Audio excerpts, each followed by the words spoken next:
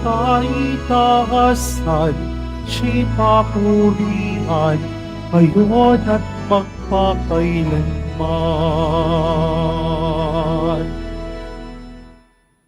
Sa ngalan ng Ama at ng Anak at ng Espiritu Santo, Amen. ang pagpapala ng ating Panginoong Hesukristo, ang pag-ibig ng Diyos Ama, at ang pakikipagkaisa ng Espiritu Santo, naway sumain yung lahat. At sumaiyo rin. Mga kapatid, aminin po muna natin pagsisihan ang ating mga kasalanan upang tayo po'y maging marapat gumanap sa banal na pagdiriwang. Inaamin ko Sa makapangyarihang Diyos at sa inyo mga kapatid, na lubha akong nagkasala sa isip, sa salita, sa gawa, at sa aking pagkukulang. Kaya isinasamo ko sa mahal na Birheng Maria, sa lahat ng mga anghel at mga banal, at sa inyo mga kapatid, na ako'y panalangin sa Panginoong ating Diyos. kaawaan tayo ng makapangyarihang Diyos, patawarin sa ating mga kasalanan at patnubayan sa buhay na walang hanggan. Amen. Panginoon, kaawaan mo kami. Panginoon, kaawaan mo kami.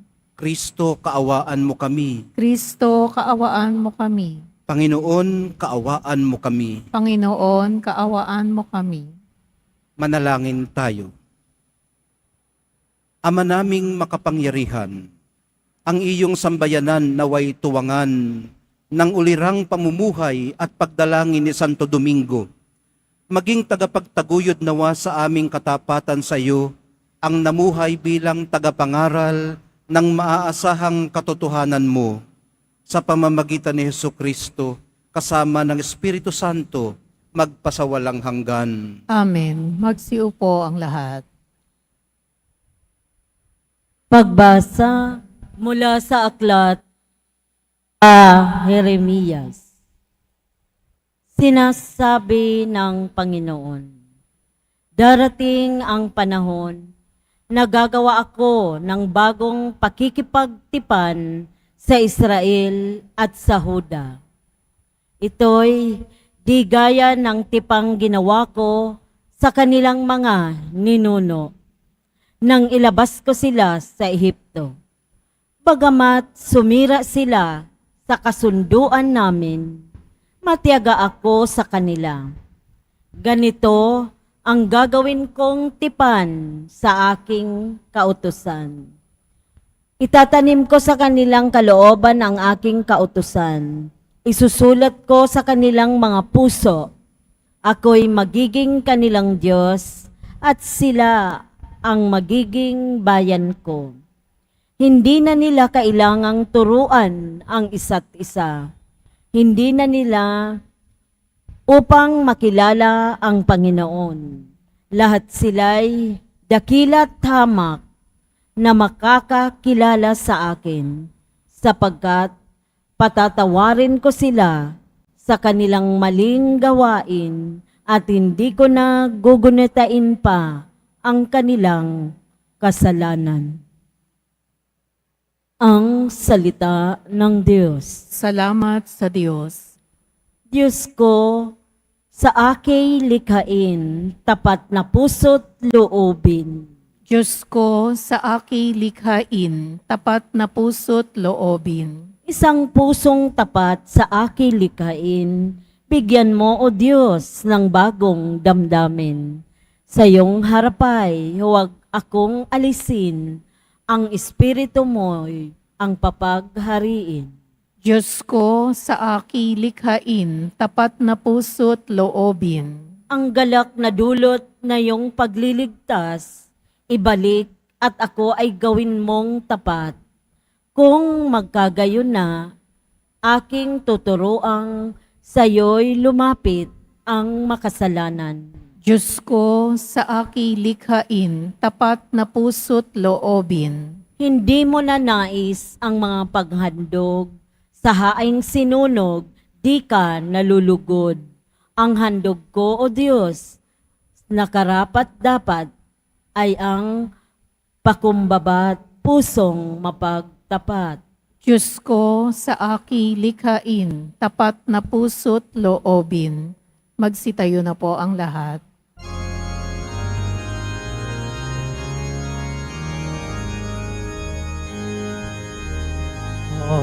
Hallelujah, Hallelujah, Hallelujah, Hallelujah.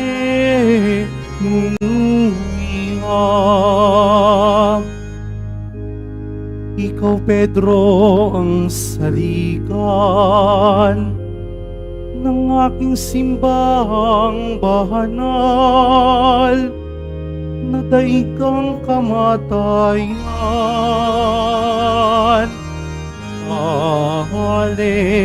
Hallelujah,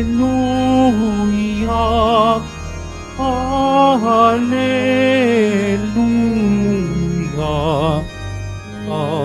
Hallelujah, Hallelujah.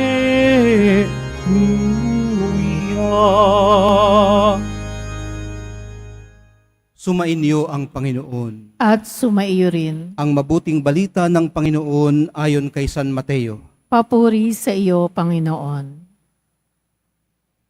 Noong panahong yun, nang dumating si Jesus sa lupain ng Cesarea ng Filipos, tinanong niya ang kanyang mga alagad, sino raw ang anak ng tao ayon sa mga tao? At sumagot sila, ang sabi po ng ilan ay si Juan Bautista kayo. Sabi naman ng iba, si Elias kayo. At may nagsasabi pang si Jeremias kayo o isa sa mga propeta. Kayo naman, ano ang sabi ninyo? Sino ako? Tanong niya sa kanila. Sumagot si Simon Pedro, kayo po ang Kristo, ang anak ng Diyos na buhay. Sinabi sa kanya ni Jesus, mapalad ka Simon na anak ni Jonas, sapagkat ang katotohanan ito'y hindi inihayag sa iyo ng sino mang tao, kundi ng aking amang nasa langit. At sinasabi ko naman sa iyo, ikaw ay Pedro, at sa ibabaw ng batong ito ay tatayo ko ang aking simbahan, at hindi makapananaig sa kanya kahit ang kapangyarihan ng kamatayan. Ibibigay ko sa iyo ang mga susi ng kaharian ng langit. Ang ipagbawal mo sa lupa ay ipagbabawal sa langit, at ang ipahintulot mo sa lupa ay ipahihintulot sa langit. At mahigpit niyang tinagubilinan ang kanyang mga alagad na huwag sabihin sa iba na siya ang Kristo. Mula noon ay ipinaalam na ni Jesus sa kanyang mga alagad na dapat siyang magtungo sa Jerusalem at magbata ng maraming hirap sa kamay ng matatanda ng bayan, ng mga punong saserdote at ng mga eskriba, at kanilang ipapapatay siya. Ngunit sa ikatlong araw siya'y muling mabubuhay. Niyaya siya ni Pedro sa isang tabi at pinagsabihan ng ganito, Panginoon, huwag namang itulot ng Diyos. Hindi po dapat mangyari ito sa inyo. Ngunit hinarap siya ni Jesus at sinabihan, lumayo ka, Satanas, hadlang ka sa aking landas. Ang iniisip mo'y hindi sa Diyos, kundi sa tao. Ang mabuting balita ng Panginoon. Pinupuri ka namin, Panginoong Hesukristo. Magsiupo ang lahat. Himayin po natin sandali ang ating mga pagbasa. Ano ho? Sa first reading, napakinggan po natin ang tungkol sa kahandaan ng Panginoong pumasok sa isang bagong pakikipagtipan o yung New Covenant sa kanyang bayang pinili. Siya ang magiging Diyos nila at sila naman ang magiging bayan niya. Patatawarin niya ang kanilang mga mali at hindi na aalalahanin pa ang kanilang kasalanan. So yun ang bahagi niya. Yun yung kanyang counterpart sa covenant na yun. Ang counterpart noong kanyang bayang pinili ay manatiling nananalig sa Kanya. Kasi po yan ay parang two-way street, parang karsada. Merong papunta doon, merong papunta dito. Ganon po ang covenant. Pagpapanibago naman ang hangad ng salmista ngayon na ating napakinggan sa Salmong Tugunan, yung parang renewal. Humihingi po siya sa Diyos ng pusong tapat at bagong damdamin. Posible naman yan, yung renewal ng damdamin. At syempre, napupurify naman ang puso. Kaya hindi natin makita si Jesus ay dahil nga masyadong clouded ang ating puso. Diba sabi niya, mapalad ang mga may busilak na puso, makikita nila ang Diyos. So kinakailangan natin maging busilak ang ating puso para makita natin ang Diyos. Kasalanan po ang mga mumamantya, nagpaparumi sa puso. Pati na rin yung mga masasamang hangad. At handa naman niyang ihandog sa Diyos. Ito pong salmista natin, handa po niyang ihandog sa Diyos ang pusong ito ng may kapakumbabaan. So ipinapakita po sa atin ng salmista na ang paghahandog sa Diyos para maging karapat-dapat ay ginagawa ng may kapakumbabaan.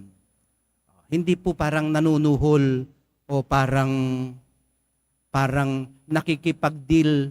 Sige nga Lord, bigay mo yan sa akin. Ito naman ang ibibigay ko sa iyo. Kayo naman, kayo rin, pwede rin naman ang ganon. Kung ganon kayo makipagharap o makipag-ugnayan sa Diyos. Kaya naman niya yan eh. Diyos naman siya.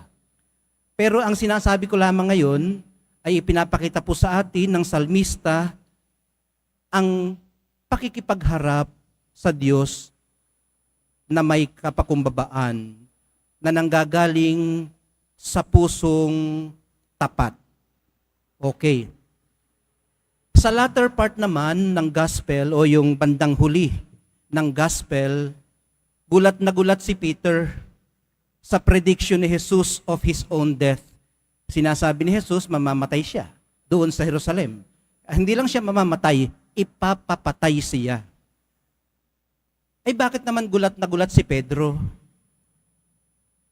Kasi umasa siya, di ba? Katulad din ng iba, umasa sila na ihahatid niya ni Jesus sila sa bagong kaharian at madadat na nila ang tagumpay ng bagong kaharian na ito. Tapos, sinasabi ngayon ng Nazareno ay ipapapatay lang pala siya doon sa Jerusalem. Paano na yung kanilang pag-asa? Paano na yung inilagay nilang tiwala na hahanguin sila sa kanilang kinasasadlakan? Kaya sabi niya, Panginoon, huwag namang itulot ng Diyos. Hindi po dapat mangyari ito sa inyo. Ayun, nasabihan tuloy ng lumayo ka, Satanas. Hadlang ka sa aking landas. Kani-kani na lang sa bandang una-una ng Ebanghelyo, the rock, bato. Ikaw ay Pedro, bato ang tawag sa kanya. And on that rock, sa ibabaw ng batong ito, ay itatayo ko ang aking simbahan. Ngayon, Satanas na ang tawag sa kanya. Bakit kaya naman? Ano ho? Tandaan po natin na anumang humahadlang sa iyong daraanan ay stumbling block, hadlang para marating mo ang iyong patutunguhan, di po ba? At noon, ang tawag po nila sa stumbling block ay the Satan. Hindi Satan, kundi the Satan. Ibig sabihin, ang Satanas, hindi si Satanas. Ayun ano. Ang nangyari nga lamang mga kapatid, sa paglipas ng panahon, ay na-ascribe na sa kanya o doon sa Satan ang kasamaan. Naging personified force siya. At naging siya na ang evil one.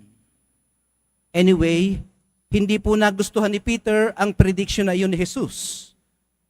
And so he stood against it. Hinadlangan niya. So, sa paano po bang paraan humadlang si Pedro? May mga assumptions po kasi siya. Yun ang unan niyang mali, Hindi naman sa hinahanapan natin ng mali, si Pedro. Kundi, hinahanap natin kung saan ang galing yung pagkakahadlang niya. Ang unang-una po, napuno siya ng assumptions. Nag-assume siya. Base na rin sa sarili niyang preferences. Gusto kasi niya, ito na nga, at sa ganitong paraan, mangyayari ang pagliligtas. Pero, iba pala ang plano ng Diyos. Isa na po sa mga assumptions ni Pedro ay ang pagiging hindi komportable. Inassume niya sa kanyang sarili na hindi niya matatagalan, hindi niya mabababaran ang suffering o ang pagdurusa ng mahal na pong Jesus Nazareno. And true enough, totoo naman, kung inyong maalala ang naging disposition at naging attitude ni Pedro habang naglalakbay patungo sa bundok ng Golgota ang mahal na poong Jesus Nazareno, ano po bang ginawa niya? Tumakas siya. Umiwas siya. Kasi nga, hindi siya komportable sa pagdurusa. Tama yung kanyang assumption sa kanyang sarili. Ang hindi nga lamang tama na naging assumption niya ay sa pagdurusa ng mahal na poong Jesus Nazareno, maliligtas ang sangkatauhan. Hindi niya na-imagine that God sees suffering as redemptive. Even weakness, pati yung kahinaan, sa kanya pala ay kalakasan. At the end of the day, mga kapatid, ang mga yumayakap lang ng buo sa kanilang misyon at sa mga suffering na kaakibat ng pagmimisyon, gaano man ito kalayo sa nauna nating sariling plano, ang higit na may layang makapagpahayag ng niloloob. So si Pedro nag-assume, pero may tapang din siyang ipahayag ang kanyang niloloob, katulad din ni Tomas. Siya lamang yung may tapang na ipahayag yung kanyang pagdududa. Pero hindi natin alam, baka naman lahat sila ay nagdududa. Siya lamang ang matapang na nakapagpahayag. Paano po kaya nila yun nagawa? Dahil po buong-buo nilang nayakap ang kanilang misyon at ang mga difficulties na kaakibat at kabuntot ng kanilang misyon. Humarap sila ng mukhaan sa mga humahadlang kung paano hinarap ng Nazareno ang humahadlang sa kanya. Kung inyo pong napansin, ang pagkakaharap ng Nazareno ay hindi combative, hindi paglaban. Nakipagdialogo siya. Kinausap niya ang Satanas. Get behind me, Satan. Ayun . Hindi niya iniwasan. Hindi siya nag-freeze sa harapan ng Satanas, kundi Nag-engage siya. Kinausap niya. So kapupulutan din natin ng aral ito mga kapatid sa pang-araw-araw nating struggle sa presensya ng evil one sa ating buhay. Pag nakaharap mo na, anong gagawin mo? Iiwasan mo ba? Hahabulin ka lang yan. Kahit saan ka makarating. Babalyahin mo ba? Paano mo babalyahin yan? Napakalakas niyan. Mas malakas yan sa'yo. Baka ikaw ang matalo. Ang gagawin natin, katulad ng ginawa ng Nazareno, nakipag-usap siya. Nakipagdialogos siya. Kung paano niya rin kinausap ang Diablo doon sa ilang nung siya'y tinukso. Sige nga, tumalon ka dyan. Ipakita mo sa akin na Diyos ka. Sige nga, ibibigay ko sa iyo ang lahat ng iyan. Kung ikaw talaga anak ng Diyos. Siguro, sabi ng Nazareno, ba't mo ibibigay sa akin, di man sa iyo yan? Akin yan, ibibigay mo sa akin. Nakipag-usap siya.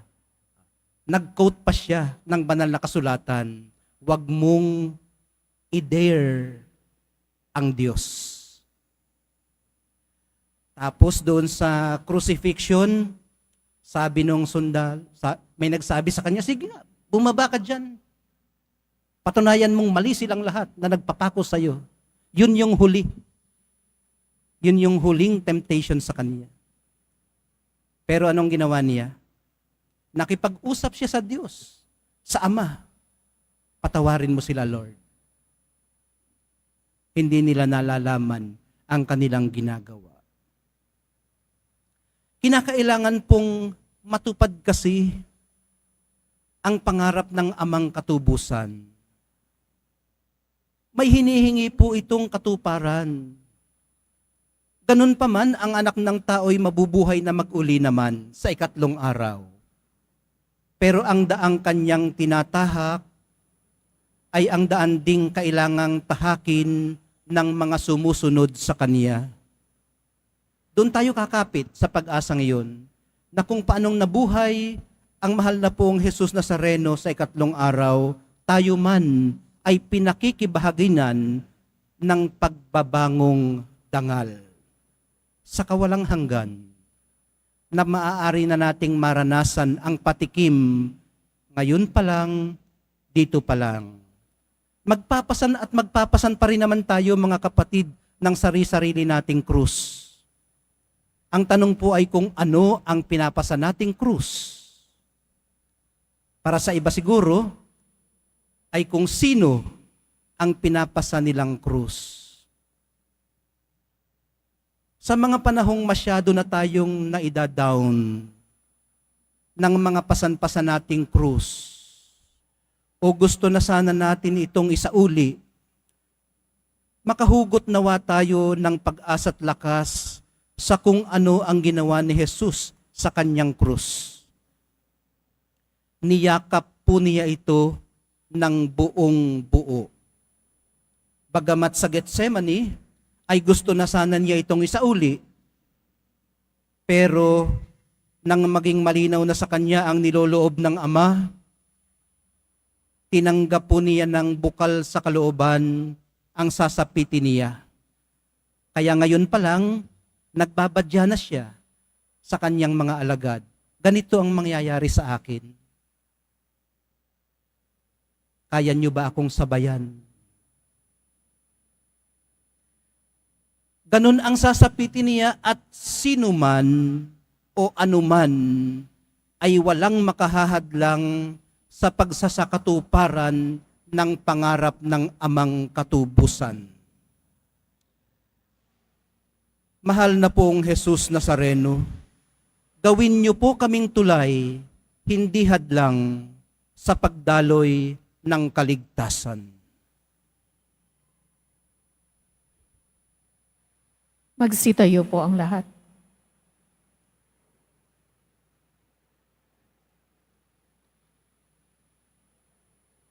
Minamahal kong mga kapatid, habang ating pinagninilayan ang simulain ng ating simbahan Manalangin po tayo ng may bukas na puso sa ating Diyos Ama para sa sarili nating pangangailangan at ang pangangailangan ng sandaigdigan. Sa bawat panalangin ang atin pong itutugon, Diyos na buhay na Diyos, basbasan mo ang iyong bayan. Buhay na Diyos, basbasan mo ang iyong bayan.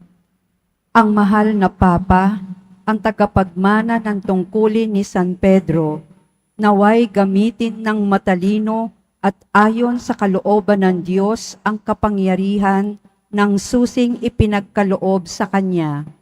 Manalangin tayo. Buhay na Diyos, basbasan mo ang iyong bayan. Sa mga may tungkulin ng pamumuno sa mga lipunan, naway hindi manaig ang kapangyarihan ng kasamaan. Manalangin tayo. Buhay na Diyos, basbasan mo ang iyong bayan. Sa paningin ng mga sumasampalataya, naway hindi mawala si Kristo na kanilang panulukang bato at pundasyon ng buhay. Manalangin tayo. Buhay na Diyos, basbasan mo ang iyong bayan. Ang mga may sakit at mga matatanda, naway maalalayan at matulungan ng kanilang mga kapamilya at kaibigan.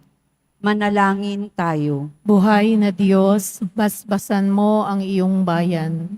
Ang mga namayapa na sa buhay na ito, naway makatagpo ng kapahingahan sa kaharian ng Diyos. Manalangin tayo. Buhay na Diyos, basbasan mo ang iyong bayan. Sa sandaling katahimikan ng ating puso, itaas po natin sa krus lahat ng personal nating intensyon at yung mga pinagbilin sa atin ng ating mga mahal sa buhay sa pagparito natin sa Quiapo.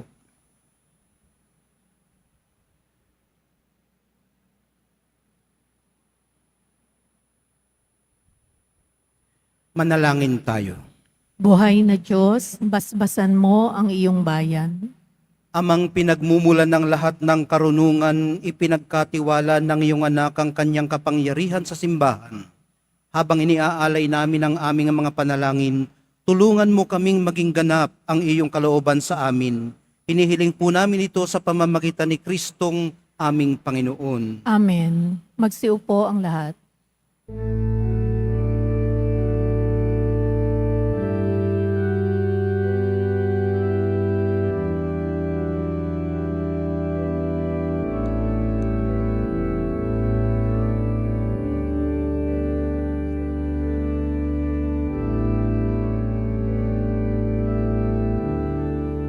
Aming alay sa'yo, Panginoon.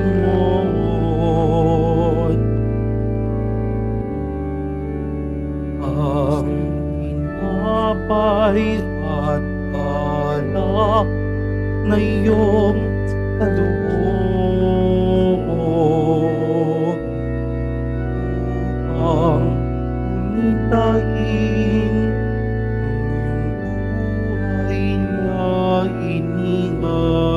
inialay ng kayo'y magdiwang bilang isang sambayanan.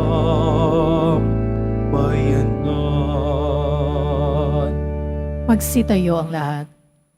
Manalangin po kayo mga kapatid upang itong ating paghahaay kalugdan ng Diyos Amang makapangyarihan. Tanggapin nawa ng Panginoon itong paghahain sa iyong mga kamay, sa kapurihan niya at karangalan, sa ating kapakinabangan, at sa buong sambayanan niyang banal. Ama naming lumikha, ang mga inihahain naming panalangin ay tunghayan mo pakundangan sa pakiusap ni Santo Domingo.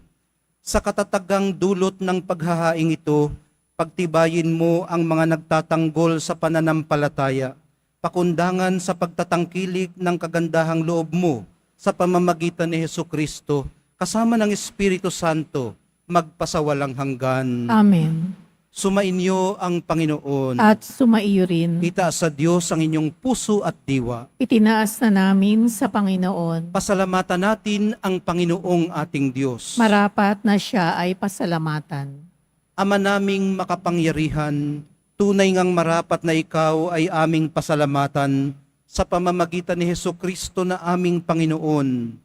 Ngayong si Santo Domingo ay pinararangalan sa pamumuhay niyang totoong uliran at pagiging maaasahan sa panunungkulan, kaya't si Hesukristo na maaasahan sa katapatan ay inihayag sa pangangasiwa sa sambayanan.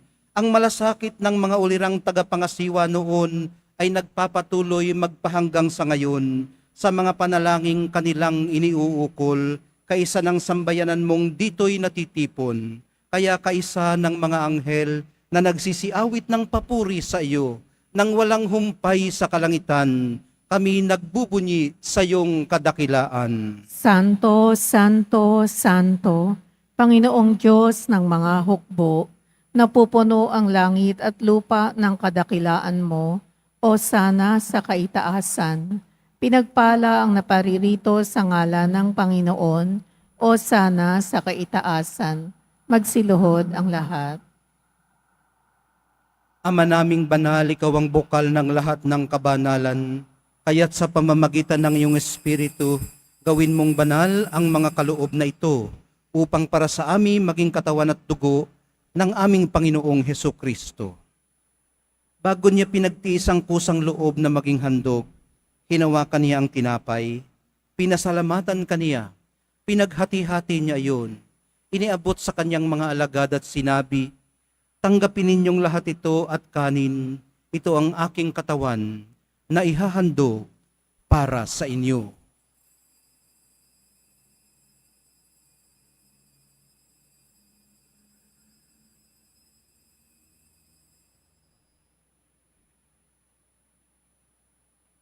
Gayon din naman, noong matapos ang hapunan, hinawakan niya ang kalis. Muli kanyang pinasalamatan. Iniabot niya ang kalis sa kanyang mga alagad at sinabi, tanggapin ninyong lahat ito at inumin. Ito ang kalis ng aking dugo, ng bago at walang hanggang tipan. Ang aking dugo na ibubuhos para sa inyo at para sa lahat. Sa ikapagpapatawad ng mga kasalanan, gawin ninyo ito sa pag-alaala sa akin.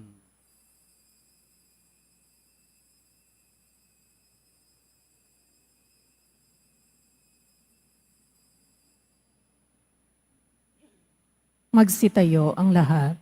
Ipagbunyi natin ang misteryo ng pananampalataya. Si Kristo'y namatay, si Kristo'y nabuhay, si Kristo'y babalik sa wakas ng panahon.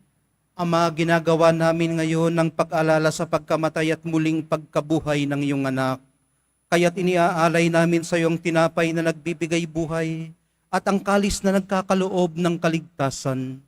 Kami nagpapasalamat dahil kami iyong minarapat na tumayo sa harap mo para maglingkod sa iyo. Isinasamo namin kaming magsasalo-salo sa katawan at dugo ni Kristo ay mabuklod sa pagkakaisa sa pamamagitan ng Espiritu Santo. Ama, lingapin mong iyong simbahang laganap sa buong daigdig. Puspusin mo kami sa pag-ibig, kaisa ni Francisco na aming Papa at ni Jose na aming Obispo at ng Tanang Kaparian. Alalahanin mo rin ang mga kapatid naming nahimlay, nang may pag-asang sila'y muling mabubuhay, gayon din ang lahat ng mga pumanaw. Kaawaan mo sila at patuloyin sa iyong kaliwanagan. Kaawaan mo't pagindapatin kaming lahat na makasalo sa iyong buhay na walang wakas. Kaisa ng mahal na Birheng Maria na ina ng Diyos, ng kabiyak ng puso niyang si San Jose, kaisa ng mga apostol, ni San Juan Bautista, at ng lahat ng mga banal gaya ni Santo Domingo, na namuhay dito sa daigdig ng kalugod-lugod sa iyo. May pagdiwang nawa namin ang pagpupuri sa ikararangal mo sa pamamagitan ng iyong anak na aming Panginoong Hesukristo. Sa pamamagitan ni Kristo kasama niya at sa Kanya, ang lahat ng parangal at papuri ay sa iyo, Diyos Amang makapangyarihan, kasama ng Espiritu Santo, magpasawalang hanggan. Amen. Sa tagubili ng mga nakagagaling na utos at sa turo ni Jesus na Panginoon natin at Diyos, ipahayag po natin ng lakas loob. Ama namin, sumasalangit ka. Sambahin ang ngalan mo. Mapasa amin ang kaharian mo. Sundin ang loob mo dito sa lupa para nang sa langit. Bigyan mo kami ngayon ng aming kakanin sa araw-araw at patawarin mo kami sa aming mga sala para ng pagpapatawad namin sa nagkakasala sa amin. At huwag mo kaming ipahintulot sa tukso at iadya mo kami sa lahat ng masama. Hinihiling po namin kami iadya sa lahat ng masama, pagkalooban ng kapayapaan araw-araw, iligtas sa kasalanan at ilayo sa lahat ng kapahamakan, samantalang aming pinananabikan ang dakilang araw ng pagpapahayag ng tagapagligtas naming si Hesukristo. Sapagkat iyo ang kaharian at ang kapangyarihan at ang kapurihan, magpakailanman. Amen. Panginoong Hesukristo, sinabi mo sa iyong mga apostol, kapayapaan ang iniiwan ko sa inyo, ang aking kapayapaan ang ibinibigay ko sa inyo. Tunghayan mo ang aming pananampalataya at huwag ang aming pagkakasala. Pagkalooban mo kami ng kapayapaan at pagkakaisa ayon sa iyong kalooban, kasama ng Espiritu Santo, magpasawalang hanggan. Amen. Ang kapayapaan ng Panginoon ay laging sumainyo. At sumaiyo rin. Magbigayan po kayo ng kapayapaan sa isa't isa.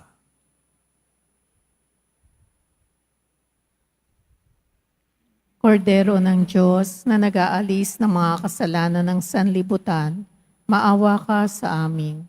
Kordero ng Diyos na nag-aalis ng mga kasalanan ng sanlibutan, maawa ka sa amin. Kordero ng Diyos na nag-aalis ng mga kasalanan ng sanlibutan, ipagkaloob mo sa amin ang kapayapaan. Magsiluhod ang lahat. Ito ang kordero ng Diyos. Ito ang nag-aalis ng kasalanan ng sanlibutan. Mapapalad ang mga inaanyayahan sa piging ng kordero. Panginoon, hindi ako karapat-dapat na magpatuloy sa iyo, ngunit sa isang salita mo lamang ay gagaling na ako.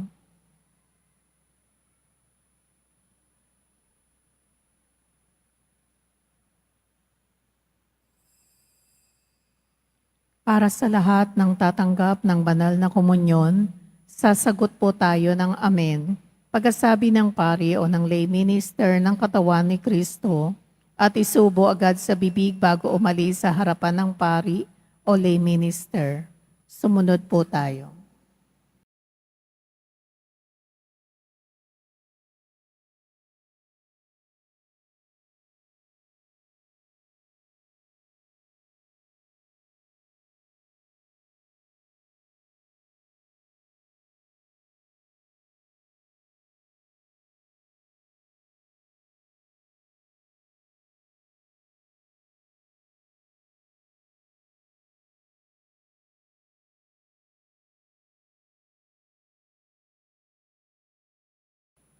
Magsitayo na po ang lahat. Manalangin tayo. Ama naming mapagmahal, ang lakas na dulot ng piging mong banal, ngayong ginugunita si Santo Domingo, ay lubusan nawang pakinabangan ng iyong sambayanan na mapanariwa at mapamunga ang kanilang pangangaral, ang kaniyang pangangaral, at naway matulungan ng kaniyang pagdarasal sa pamamagitan ni Hesukristo, kasama ng Espiritu Santo, magpasawalang hanggan. Amen. Sumainyo ang Panginoon. At sumaiyo rin. Mahal na pong Jesus Nazareno, inihayag mo sa pamamagitan ng krus ang walang maliw na pag-ibig ng Diyos sa sangkatauhan. Pakinggan mo ang kahilingan ng iyong angkan na nagsusumamo sa iyo. Makamtanawa nilang inyong katugunan at tanggapin ang kasagutan na may utang na loob na tinatanaw. Basbasan din po niyo at pagpalain ang kanilang mga pinasasalamatan at mga pinagsusumakitan sa araw-araw, pati na ang daladala nilang mga imahen at dasalan. Matagpuan din po nawa nila ang kanilang mga hinahanap. Sa pamamagitan ng bendisyon na ito, naway maalala nilang mga pangako nila noon sa binyag, na ikaw ang kanilang iibigin at paglilingkuran bilang Panginoon, magpasawalang hanggan. Amen. At pagpalain kayong lahat at ang inyong pamilya at mga komunidad ng makapangyarihang Diyos, Ama, Anak, at Espiritu Santo. Amen. Naialay na po natin ang banal na misa sa paglalakbay po natin sa buhay araw-araw. Lumakad tayo sa liwanag, kapayapaan at pag-asa ng minamahal din nating Nuestro Padre, Jesus Nazareno. Salamat sa Diyos.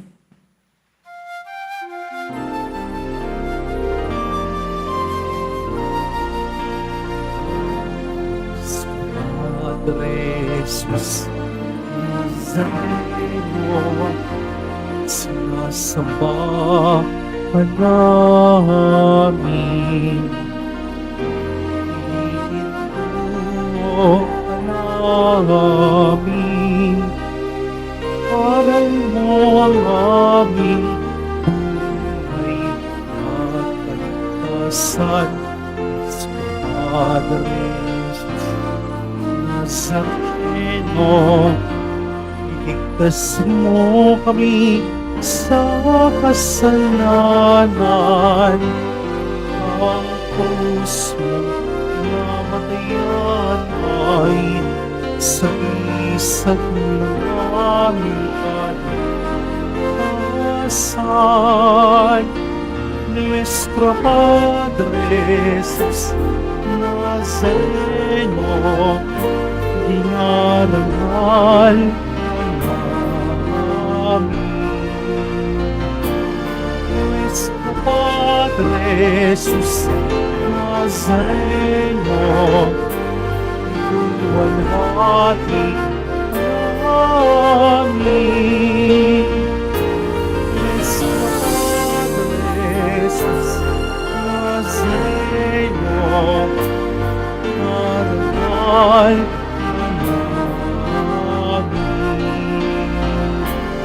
Nuestro Padre Jesus Nazareno,